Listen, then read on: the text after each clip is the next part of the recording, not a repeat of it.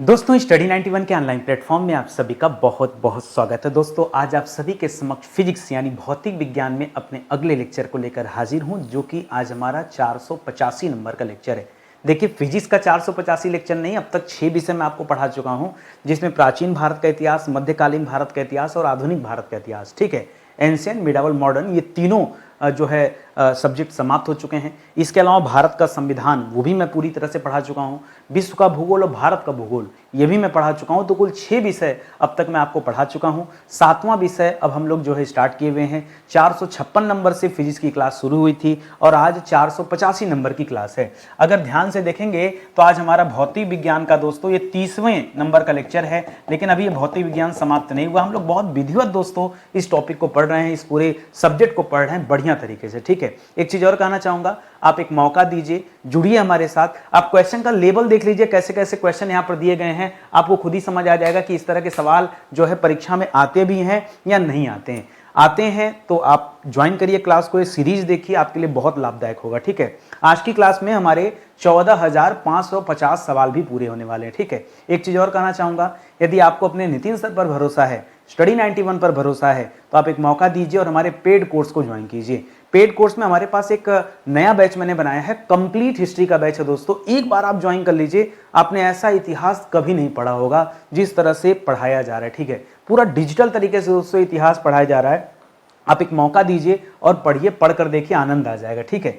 चलिए सीधे आते हैं सवाल पर। एक चीज और ध्यान दीजिएगा, आज हमारे ये लाइट वाले चैप्टर जो प्रकाश चैप्टर है, आज इसका हम लोग तीसरा पार्ट दोस्तों हम लोग कवर कर रहे हैं, तो इसको भी आप ध्यान में रखेंगे। तीसरा पार्ट है, 485 नंबर का लेक्चर है, कुल 14,550 सवाल हमारे कंप्लीट हो रहे हैं, ठीक है। पहला सवाल दे रहा है कि वातावरण में प्रकाश का विसरण, विसरण का मतलब समझते हैं, विसरण का मतलब होता है फैलाव, ठीक है। वातावरण में प्रकाश का फैलाव किसकी वजह से होता है, ठीक है।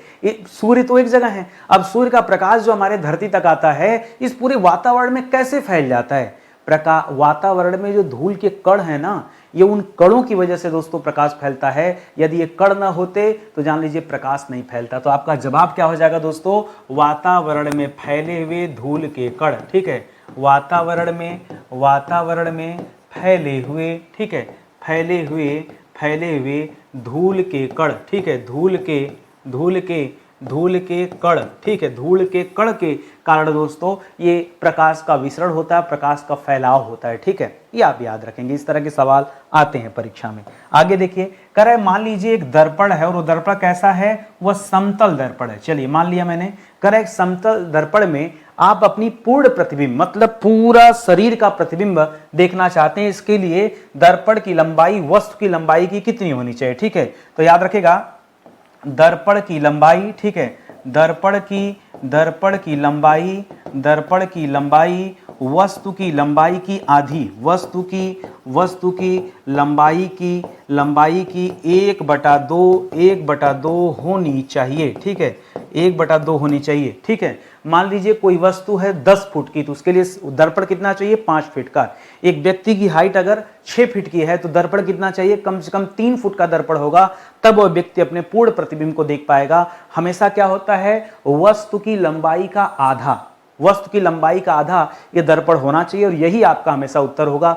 अब एग्जाम में देखिएगा कि 4 फुट का आदमी है कि 5 फुट का आदमी है कि 6 फुट का आदमी है कि 10 फुट का आदमी है, जितना होगा उसका आधा कर लीजिएगा, ठीक है। तो इस तरह से भी, या उल्टा भी पूछ सकता है कि मान लीजिए किसी दर्पण की लंबाई कितनी है, 4 फीट है, तो उसमें कितने फीट के व्यक्ति का प्रतिबिंब देखा जा सकता, अधिकतम कितने फीट, तो 4 है तो उसका 2 गुना, 4 दूना के 8 हो जाएगा, 8 फीट तक के व्यक्ति का पूर्ण प्रतिबिंब देखा जा सकता है। अगर व्यक्ति की लंबाई 8 फीट से ज्यादा हो जाएगी तो फिर दर्पण की लंबाई भी बढ़ानी पड़ेगी, ये आप ध्यान में रखेंगे। तो इस तरह से घुमा फिरा के दोनों तरीके से सवाल बन सकता है, ठीक है। अगला सवाल देखिए, अगला दे रहा है आपतित किरण।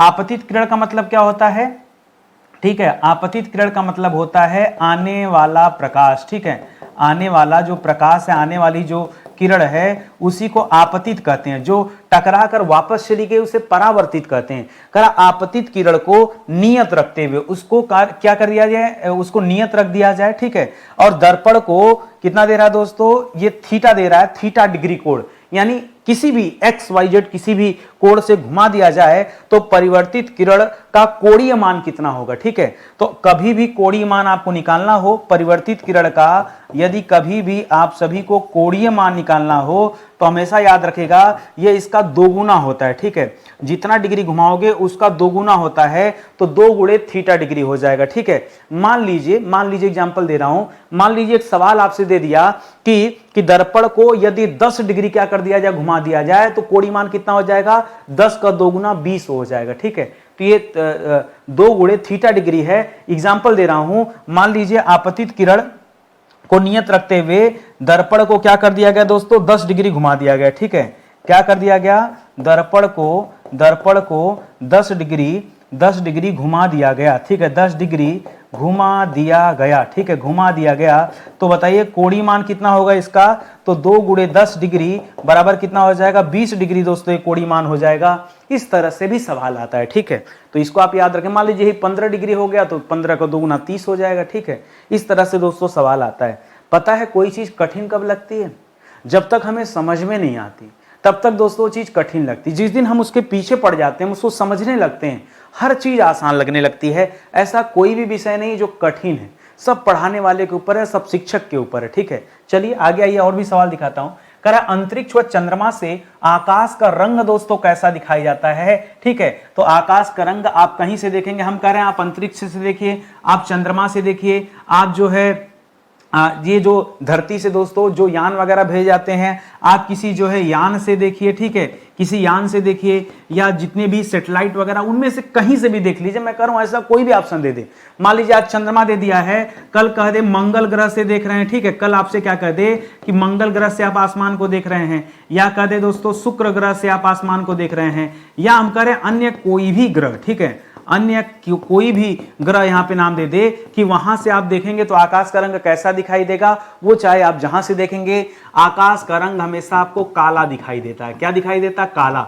और काला दिखाई देने का कारण क्या है, तो याद रखिएगा डार्क मैटर। क्या है दोस्तों, डार्क मैटर। ठीक है, आकाश में जो डार्क मैटर है उसकी वजह से ही दोस्तों ये आसमान क्या दिखाई देता, काला दिखाई देता है। ठीक है, ये आप याद रखेंगे, डार्क मैटर की बहुत ज्यादा अधिकता है इस वजह से। ठीक है, कह रहा सूर्य से आने वाली प्रकाश किरणों को किस दर्पण की सहायता से एक बिंदु पर केंद्रित किया जा सकता है। अगर आपने पीछे की क्लास अच्छी से देखी होगी तो मैंने एक चीज समझाया था कि दोस्तों अवतल दर्पण जो होता है वो सारे प्रकाश को एक जगह गिराता है। अरे गाड़ियों के हेडलाइट में दोस्तों अवतल दर्पण का इस्तेमाल किया जाता है। क्यों, वो अंदर से वाले सारे प्रकाश को एक जगह गिराता है कि चालक को, ड्राइवर को अच्छे से दोस्तों सामने की चीजें दिखाई दे। तो याद रखेंगे यहां वही हो गया, किसी बिंदु पर केंद्रित होना। ठीक है, यानी सारे प्रकाश को दोस्तों, सारे प्रकाश को क्या कर देना, एक जगह दोस्तों, एक जगह गिराना। ठीक है, यही क्या है दोस्तों, एक जगह गिराना। यही क्या होता है, यह अवतल दर्पण की खासियत होती है। ठीक है, किसकी खासियत होती है, अवतल दर्पण की खासियत होती है। अगर प्रकाश को फैलाना है तो उत्तल दर्पण का काम है, प्रकाश को एक बिंदु पे लाना है तो अवतल दर्पण का काम होता है। ये दोनों पॉइंट आप हमेशा के लिए याद रखेंगे, न जाने किस किस तरीके से सवाल बन जाता है।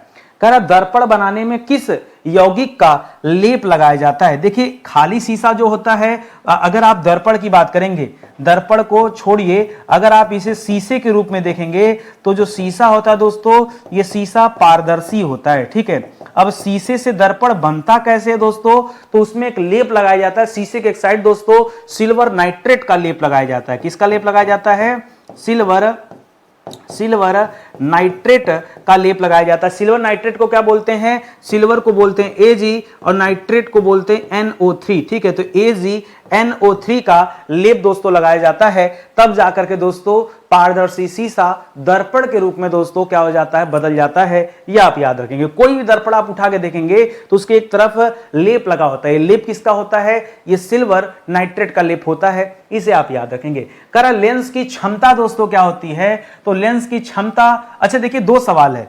लेंस का मात्रक क्या होता है। ठीक है, तो लेंस का मात्रक होता है डायोप्टर। क्या होता है, डायोप्टर। ठीक है, लेंस का मात्रक क्या होता है, डायोप्टर। लेकिन यहां पूछ रहा लेंस की क्षमता क्या होती है, तो लेंस की क्षमता जो होती है वो लेंस की फोकस दूरी के व्युत्क्रमानुपाती होती है, यानी उल्टा। ठीक है, लेंस के फोकस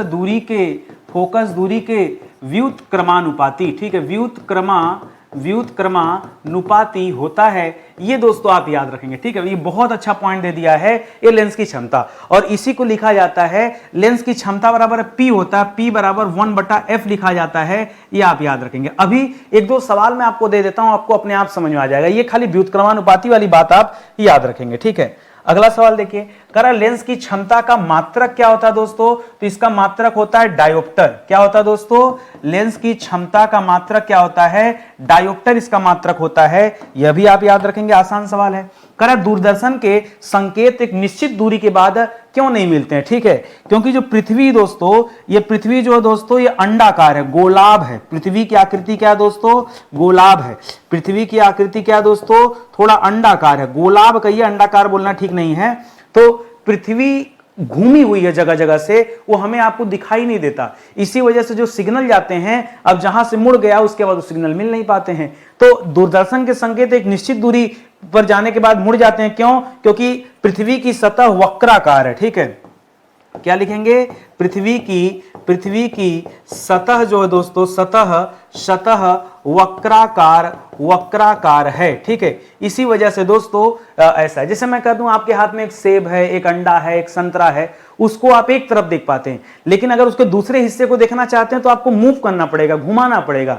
तो इसी तरह से सिग्नल भी है, सिग्नल जो सामने वाला हिस्सा होता है वहां पहुंचता है, लेकिन जो दूर का हिस्सा, पीछे का हिस्सा है, वहां पर वो सिग्नल नहीं पहुंच पाता, तो ये एक कारण है। अच्छा, जो मैंने ये कहा कि आप व्युत्क्रमानुपाती वाली बात याद रखेगा कि लेंस की फोकस दूरी के व्युत्क्रमानुपाती होता है, ठीक है, तो उस बारे में दोस्तों एक सवाल मैं यहां पर दे रहा हूं कि 1 मीटर फोकस दूरी वाले लेंस की क्षमता कितनी होती है। क्या दे दिया दोस्तों, 1 मीटर फोकस दूरी वाले लेंस की क्षमता कितनी होती है, तो 1 दे दिया है, तो 1 बटा क्या हो जाएगा दोस्तों, देखिए समझिए एक बात को, 1 मीटर था और हमने क्या पढ़ा था, हमने पढ़ा था कि P = 1/f होता है, ठीक है, P = 1/f, ये f जो दोस्तों फोकस दूरी को बता रहा है, कह रहा है 1 मीटर फोकस दूरी दे दिया है, तो यहां पर क्या हो जाएगा, 1/1 हो जाएगा, क्या हो जाएगा, 1/1, ठीक है, ऐसे समझिए, P = 1/f, ठीक है, तो P = क्या हो गया, एक तो फिक्स है, और फोकस दूरी जो दिया है f बराबर यहां कितना दिया है, ये जो 1 मीटर है, यही क्या है दोस्तों, यही f है, ठीक है, क्योंकि यहां दे रहा है फोकस दूरी, तो यहां पर 1/1 हो जाएगा, तो उत्तर भी क्या हो जाएगा, 1 हो जाएगा, तो सही मायने में उत्तर क्या हो जाएगा, 1 डायोप्टर हो जाएगा, क्या हो जाएगा, 1 डायोप्टर हो जाएगा, ये आपका दोस्तों। इसी तरह से मान लीजिए क्या दे दिया कि अगर जैसे आज 1 मीटर दिया, मान लीजिए 2 मीटर दे दिया तो क्या होगा, अगर इसको उठा के 2 मीटर कर दिया तो क्या होगा, ठीक है, तो मान लीजिए अगर यहां कह दे 2 मीटर, ठीक है, एक एग्जांपल दे रहा हूं कि मान लीजिए यहां पे दे दे 2 मीटर फोकस दूरी की बात कर दे, 2 मीटर फोकस दूरी की बात कर दे, तो क्या होगा, तो P बराबर 1/f की जगह क्या हो जाएगा, P बराबर 1/2, और 1/2 मतलब 0.5 हो जाएगा, तो ये 0.5 डायोप्टर हो जाएगा, ठीक है, यह क्या हो जाएगा, 0.5 डायोप्टर हो जाएगा। ये आसान है, ये आसान है, जब तक आपको नहीं समझ में आ रहा था तब तक लग रहा था ये कैसा सवाल है, कैसे इसका उत्तर निकलेगा, लेकिन समझिएगा एग्जाम में भी दोस्तों इसी तरह का सवाल आता है, 1 2 3 4 कुछ भी लिख दे, जैसा लिखेगा आपके सामने वैसा ही जवाब मिलने वाला है, ठीक है। चलिए अपने अगले सवाल पर आते हैं। अगला सवाल दे रहा है कि लेंस को किसी द्रव में डुबोने पर दोस्तों क्या प्रभाव पड़ता है, ठीक है, लेंस को यदि किसी द्रव में क्या कर दिया जाए, डुबो दिया जाए, तो उस पर क्या प्रभाव पड़ेगा लेंस पर, तो याद रखेगा लेंस की फोकस दूरी और क्षमता, ठीक है, दोनों दोस्तों परिवर्तित हो जाएगी। क्या हो जाएगा दोस्तों, लेंस की फोकस दूरी प्लस क्षमता, ये दोनों क्या हो जाएगी दोस्तों, परिवर्तित हो जाएगी, बदल जाएगी, दोनों, ठीक है, क्षमता बदल जाती है, बदल जाती है। ऐसा होता क्यों है दोस्तों, क्यों दोनों चेंज हो जाते हैं, अपवर्तनांक के कारण, क्योंकि लेंस व द्रव के जो अपवर्तनांक होते हैं वो दोस्तों अलग अलग होते हैं, इस वजह से लेंस की फोकस दूरी और क्षमता ये दोनों चेंज हो जाती है, दोनों एक दूसरे पर निर्भर करते हैं। आप ऐसे समझ लीजिए, लेंस की जो क्षमता है और जो द्रव का अपवर्तनांक है, ठीक है, सॉरी, जो लेंस का अपवर्तनांक है और जो द्रव का अपवर्तनांक है ये एक दूसरे पर निर्भर करते हैं, इस वजह से चेंजेस आता है, ऐसे समझ लीजिए, ठीक है। तो ऐसे एक पॉइंट यहां लिख भी सकते हैं कि लेंस एवं द्रव के अपवर्तनांक, लेंस एवं द्रव के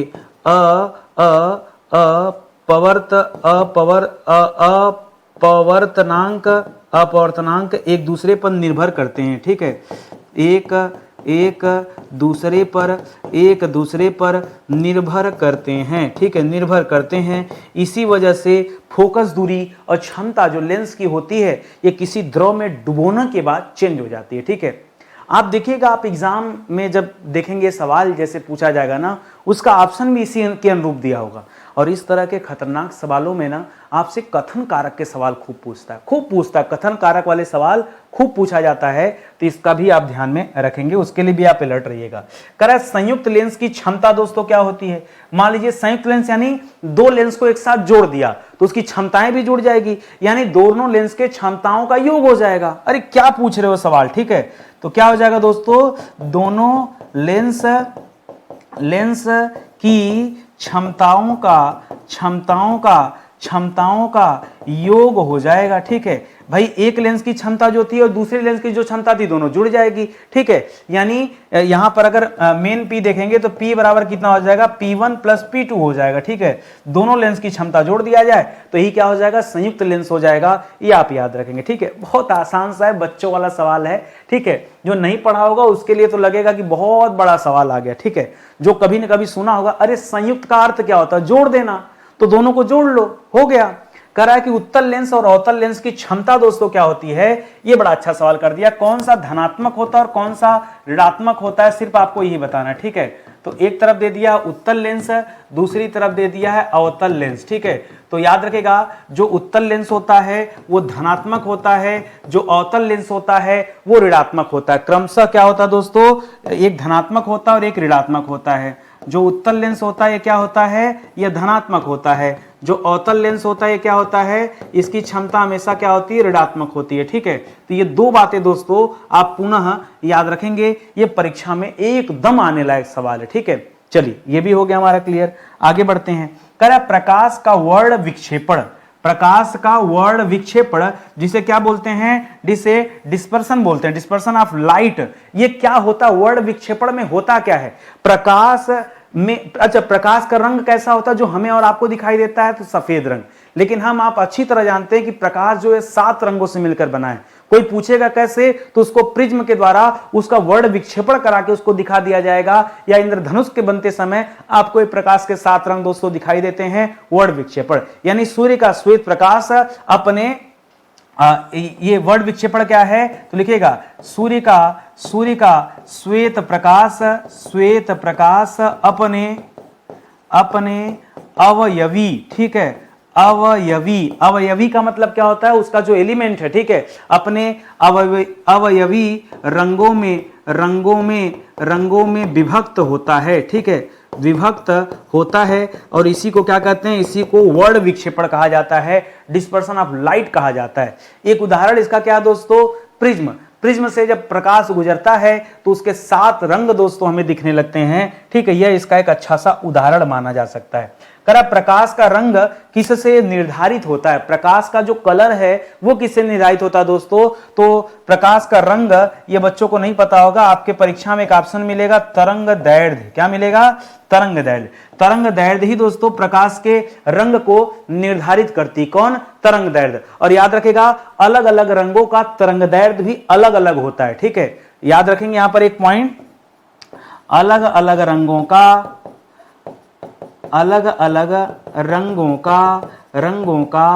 तरंग दैर्ध्य भी अलग अलग होता है, ठीक है, अलग अलग होता है, ठीक है, अलग अलग होता है। सभी रंगों का तरंग दैर्ध्य अलग है। तरंग दैर्ध्य की वजह से ही दोस्तों ये पता चलता है कि कौन सा रंग ज्यादा दूर से दिखाई देगा, ठीक है। ये सारी चीजें अभी हम पढ़ने वाले हैं, आज की क्लास में ही पढ़ेंगे। चलिए और आगे देखते हैं। ध्यान दीजिएगा दोस्तों, अब तक ये जो 6 विषय मैंने पढ़ा दिया है, ये 6 विषय के क्लास जाके आप जरूर देखिए, आपको बहुत फायदा करेगा, ठीक है। पूरा एंशिएंट, पूरा मिडावल, पूरा मॉडर्न, पूरा संविधान, पूरा विश्व का भूगोल, पूरा भारत का भूगोल, इसी तरह से खूब क्लास में हम लोग चर्चा किए हैं। ऐसा कोई टॉपिक, ऐसा कोई चैप्टर नहीं बचा है जिस पर सवाल जवाब न किए गए हों। और ये सब पढ़ते हुए दोस्तों अब हम अपने 7वें विषय की तरफ आ चुके हैं, जिसका नाम है फिजिक्स, ठीक है। अब हमारा ये 7वां विषय है, जिसे हम लोगों ने 456 नंबर से पढ़ना शुरू किया।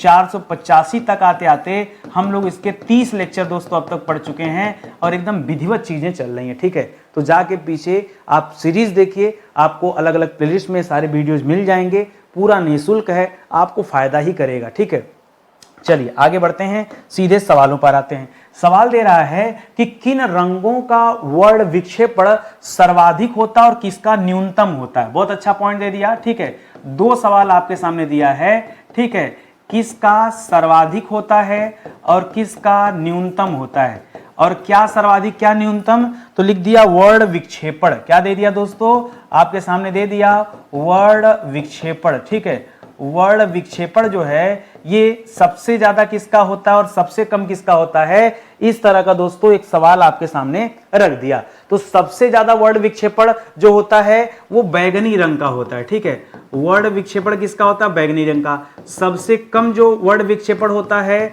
वो किसका होता है दोस्तों, वो लाल रंग का होता है, रेड का। ठीक है, देखिए जितना ज्यादा वर्ण विक्षेपण होगा, बहुत ध्यान समझिएगा, जितना ज्यादा वर्ण विक्षेपण होगा समझिए प्रकाश गति कम कर पाएगा। यही कारण है कि एक जगह आप बैगनी रंग का बल्ब जलाइए, एक जगह लाल रंग का बल्ब जलाइए, तो जो लाल रंग का प्रकाश है दोस्तों वो ज्यादा दूर तक दिखाई देगा, लेकिन बैगनी रंग का पहचान करना मुश्किल हो जाएगा। वह जो प्रकाश होता है उसका वर्ण विक्षेपण ज्यादा होता है, इस वजह से प्रकाश की गति बहुत कम होती है, प्रकाश दूर से दिखाई नहीं देता। ठीक है, तो ये पॉइंट दोस्तों आप जरूर याद रखेंगे। बहुत सारे बच्चे इसमें जो है कंफ्यूज हो जाते हैं ये वर्ण विक्षेपण में। अब इसी सवाल को एक दूसरे तरीके से मैं आपके सामने प्रेजेंट कर रहा हूं, जरा सुनिएगा ध्यान से। ठीक है, करा किन रंगों के प्रकाश की चाल सबसे कम और अपवर्तनांक जो होता दोस्तों वो सबसे ज्यादा होता है। दो सवाल देखिए पूछ रहा है, करा प्रकाश की चाल दोस्तों सबसे कम। ठीक है, क्या क्या सवाल दिया दोस्तों, दो कंडीशन दिया। एक कंडीशन दिया दोस्तों कि प्रकाश की चाल क्या होती दोस्तों, ये न्यूनतम होती है। ठीक है, न्यूनतम होती है। ठीक है, प्रकाश की चाल न्यूनतम हो जाती है। ठीक है, और दूसरा कंडीशन क्या दे रहा दोस्तों, लेकिन अपवर्तनांक जो होता है दोस्तों, ठीक है, अपवर्तनांक जो होता है यह सर्वाधिक होता है। ठीक है, अपवर्तनांक सर्वाधिक होता है। आप चाहे अपवर्तनांक लिखिए, चाहे यहां पे वर्ण विक्षेपण भी डाल दीजिए। ठीक है, तो भी कोई दिक्कत नहीं। ठीक है, वर्ण विक्षेपण।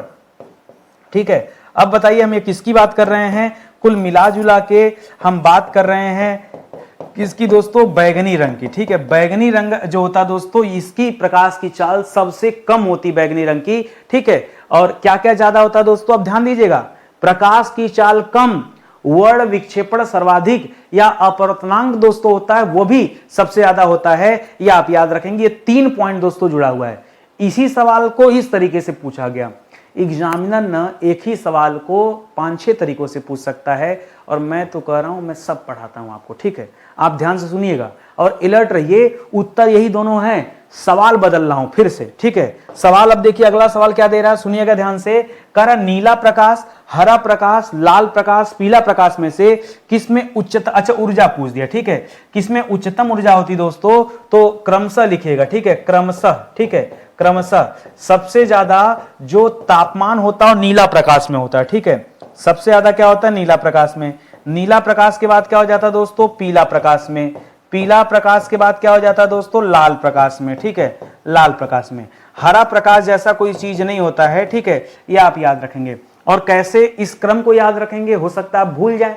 आपके घर में खाना तो बनता होगा, गैस सिलेंडर। ठीक है, तो सिलेंडर दोस्तों जब आप नया नया सिलेंडर लेके आते हैं तो जब आप उसे जलाते हैं तो पहले नीले रंग का जलता है, बहुत ज्यादा टेम्परेचर होता है। फिर जैसे जैसे उसकी गैस खत्म होती है, ठीक है, जैसे जैसे वो गैस खत्म होता है फिर क्या होता है दोस्तों, वो पीला जलने लगता है, और अंतिम में जब एकदम स्थिति खराब हो जाती है, एकदम खत्म होने वाला होता है गैस, तब वो लाल जलने लगता है। तो जब लाल जलता है तो मम्मी कहती कि नहीं दूसरा सिलेंडर ऑर्डर कर दो, ये खत्म होने वाला है। क्यों, वो लाल ही उसका अंतिम रूप है। ठीक है, इसी तरह से सूरज, सूरज भी दोस्तों आग का गोला है।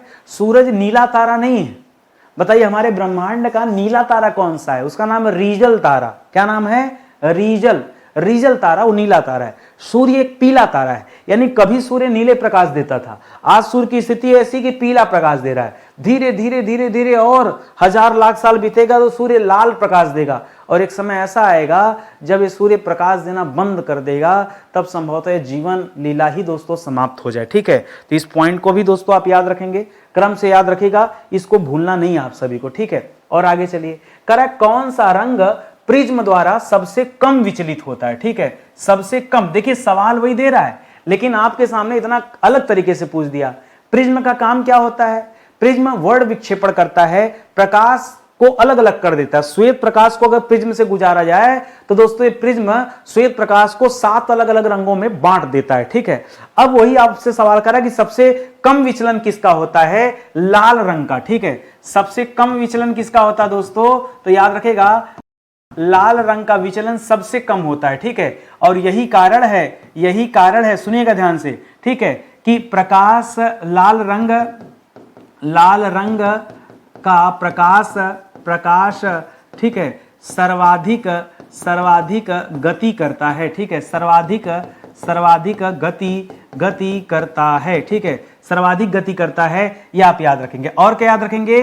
वर्ण विक्षेपण न्यूनतम होता है। ठीक है, वर्ण विक्षेपण, ठीक है, वर्ण विक्षेपण जो होता है दोस्तों, ठीक है, वो क्या होता है? न्यूनतम होता है लाल प्रकाश में। एक पॉइंट ये आप याद रखेंगे, अपवर्तनांक जो होता है दोस्तों, अपवर्तनांक जो होता है दोस्तों, यह भी क्या होता है? यह न्यूनतम होता है, अधिकतम नहीं, ना, न्यूनतम। ठीक है, अधिकतम तो बैगनी में रहेगा।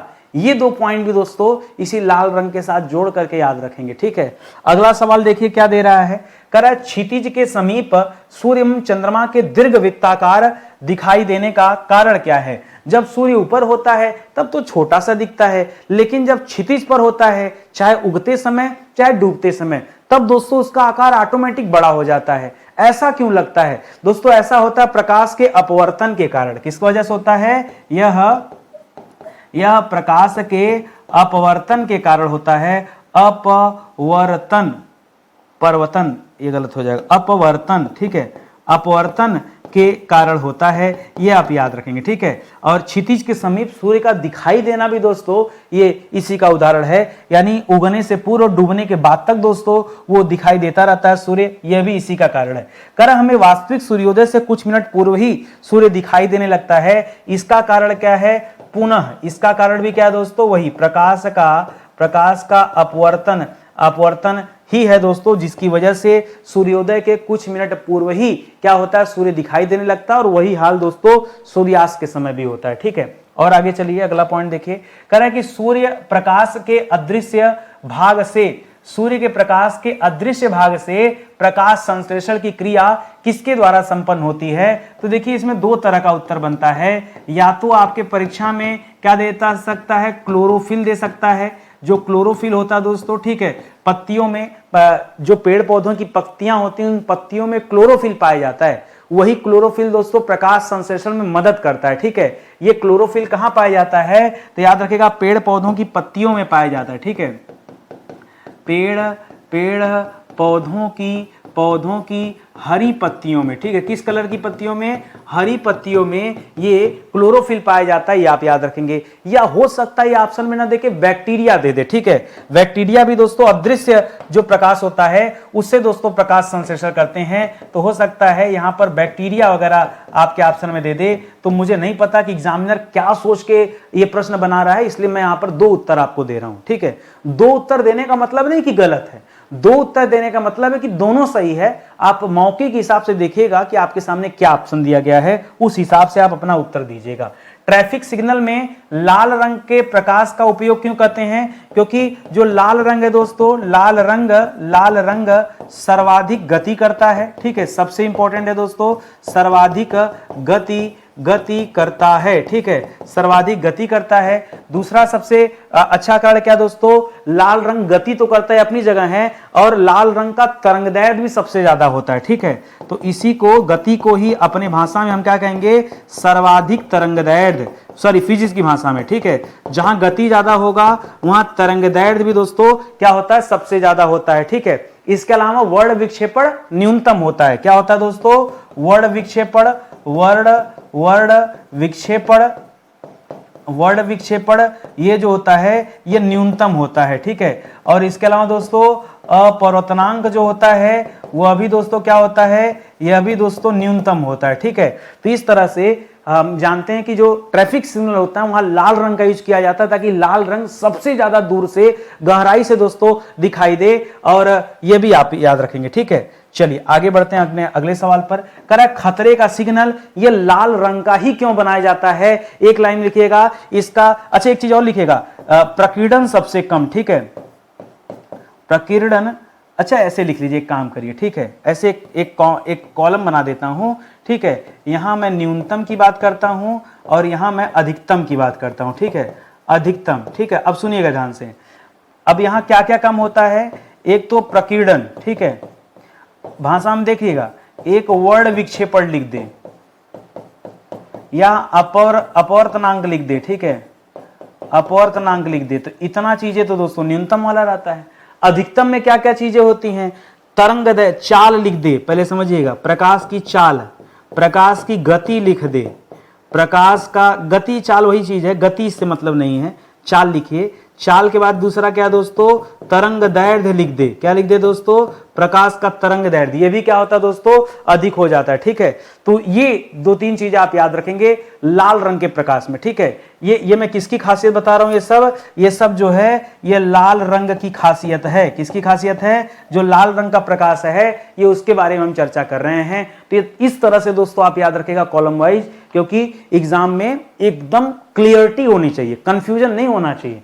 करा आकाश का नीला रंग दोस्तों किस वजह से दिखाई देता है, ये आसमान हमें नीला रंग दिखाई देता है, क्यों, क्योंकि दोस्तों पृथ्वी पर समुद्र, ठीक है, समुद्र या फिर जल, ठीक है, जल की अधिकता है। ठीक है, कितनी अधिकता है दोस्तों, तो आप सभी जानते हैं कि 2/3 क्या दोस्तों, जल है। पृथ्वी पर 2/3 जल है, और जल ज्यादा होने की वजह से प्रकाश का प्रकीर्णन होता है। क्या होता है दोस्तों, प्रकाश का प्रकीर्णन होता है, और इस वजह से उस समुद्र की वजह से आसमान में नीला दिखाई देने लगता है। मुख्य कारण प्रकीर्णन होता है, और वजह भी उसमें शामिल होता है जल की अधिकता। ये भी दोस्तों याद रखेंगे, तो ये अच्छा पॉइंट है। कह रहा है धूप से बचने के लिए छातों में कौन से रंग का संयोजन दोस्तों उचित होता है। देखिए यहां पे 2 सवाल है। ठीक है, आपसे सवाल क्या पूछ सकता है, एक सवाल पूछ सकता है धूप से बचने के लिए, ठीक है, धूप से बचने के लिए। दूसरा सवाल पूछ सकता है बारिश से, वर्षा से बचने के लिए। ठीक है, वर्षा से बचने के लिए। ठीक है, ये 2 चीजें दोस्तों पूछ सकता है। ठीक है, तो देखिए धूप से बचना है तो बाहर सफेद, ठीक है, बाहर की ओर और सफेद रंग, ठीक है, सफेद रंग या हल्का रंग, ठीक है, हल्का रंग का दोस्तों प्रयोग किया जाए। जबकि जो सबसे आम छतरी है वो छतरी ऊपर से काली दिखती है, अंदर से दोस्तों व्हाइट दिखती है। ठीक है, अरे यही तो गड़बड़ हो जाता है, ये उल्टा हो जाता है छतरी। ठीक है, काला रंग क्या करता है, प्रकाश को सबसे ज्यादा अवशोषित करता है। अगर यहां धूप से बचना है, धूप से बचने का मतलब क्या है, ध्यान दीजिएगा, गाढ़े या काले रंग प्रकाश को अवशोषित करते हैं, प्रकाश को अवशोषित करते हैं, जिसकी वजह से गर्मी और ज्यादा बढ़ जाएगी। तो गर्मी बढ़ाना है कि घटाना है, घटाना है ना, तो बाहर की तरफ हल्का रंग होना चाहिए। ठीक है, अंदर की तरफ आप कुछ भी कर लो, बाहर की तरफ हल्का रंग होना चाहिए। वर्षा से बचने के लिए, ठीक है, कोई भी छाता, रंगीन या कोई भी छाता, ठीक है, कोई भी या किसी भी रंग का छाता आप यूज कर सकते हैं, इसके लिए कोई नहीं। रंगीन छाता थोड़ा वर्षा में यूज करें, थोड़ा ज्यादा अच्छा फील होता है, गुड फील होता है। ठीक है, बाकी वर्षा से कोई लेना देना इसका नहीं है। करा कौन सा रंग इंद्रधनुष के मध्य में दिखाई देता है, इसके लिए तो लिखना पड़ेगा विबग्योर। क्या लिखना पड़ेगा, विबग्योर। ठीक है, वी मतलब हो जाता है वायलेट रंग, आई का मतलब हो जाता है इंडिगो रंग। ठीक है, लिखेगा, यहां लिख दे रहा हूं। ठीक है, वी का मतलब हो गया वायलेट रंग, आई का मतलब हो गया इंडिगो रंग, जी हाँ दोस्तों इंडिगो। बी का मतलब हो गया ब्लू रंग, जी का मतलब हो गया दोस्तों ग्रीन रंग। ठीक है, और क्या हो गया, वाई का मतलब हो गया येलो रंग, ओ का मतलब हो गया ऑरेंज रंग। ठीक है, आर का मतलब हो गया रेड। अब बीच में कौन सा है, 1 2 3 4 5 6 7, अब 4 नंबर होता बीच में, यानी ग्रीन कलर आ गया। ठीक है, 4 नंबर यानी ग्रीन कलर आ गया। चौथे नंबर पे आ रहा है ग्रीन। ठीक है, ग्रीन, ग्रीन यानी हरा। हरा रंग जो होता है दोस्तों ये इंद्रधनुष के बीच में होता है। अब आपसे पूछ दे किनारे पर कौन सा होता है, ठीक है, बीच में कौन सा होता है, दूसरे नंबर पे कौन सा होता है, तो आप विबगोर याद रखेगा। चाहे इंद्रधनुष का रंग हो, चाहे सूर्य के प्रकाश का क्रम हो, वो यही क्रम होता है, कोई अलग अलग क्रम यहां पे नहीं होता है, ठीक है। और आगे आ जाइए, करा कि परावर्तन, पूर्ण आंतरिक परावर्तन अपवर्तन द्वारा वर्ण विक्षेपण का सबसे अच्छा उदाहरण है। इन सब का सबसे बढ़िया उदाहरण दोस्तों कौन सा है, तो याद रखेगा इंद्रधनुष, ठीक है। इंद्रधनुष दोस्तों प्रकाश के परावर्तन की वजह से भी बनता है, पूर्ण आंतरिक परावर्तन का भी इसमें हाथ होता है, अपवर्तन का भी हाथ होता है और वर्ण विक्षेपण का भी हाथ होता है। इस वजह से दोस्तों इंद्रधनुष बनता है। इंद्रधनुष में कुल रंगों की संख्या कितनी है दोस्तों, कुल रंग, ठीक है, कुल कितने रंग होते हैं, कुल 7 रंग होते हैं। विबग्योर इसका दोस्तों ये फार्मूला है, इसको आप याद रखेंगे, ठीक है। अगला सवाल, करा प्राथमिक इंद्रधनुष के दोनों सीमांत वर्णपट्ट किस रंग के होते हैं, तो याद रखेगा एक होता है वायलेट रंग, ठीक है, वायलेट यानी क्या हो गया, बैगनी रंग हो गया। एक होता है बैगनी रंग, दूसरा होता है रेड यानी लाल रंग, ठीक है। तो दोनों सीमांत पट्ट किस रंग के होते हैं, बैगनी और लाल रंग के होते हैं, ये आप जान लीजिए, ठीक है। अगला सवाल दे रहा दोस्तों कि द्वितीयक इंद्रधनुष अगर है तो प्राथमिक इंद्रधनुष की अपेक्षा कैसा दिखाई देता है। द्वितीयक इंद्रधनुष हमेशा धुंधला दिखाई देता है, क्या दिखाई देता है, धुंधला, ठीक है।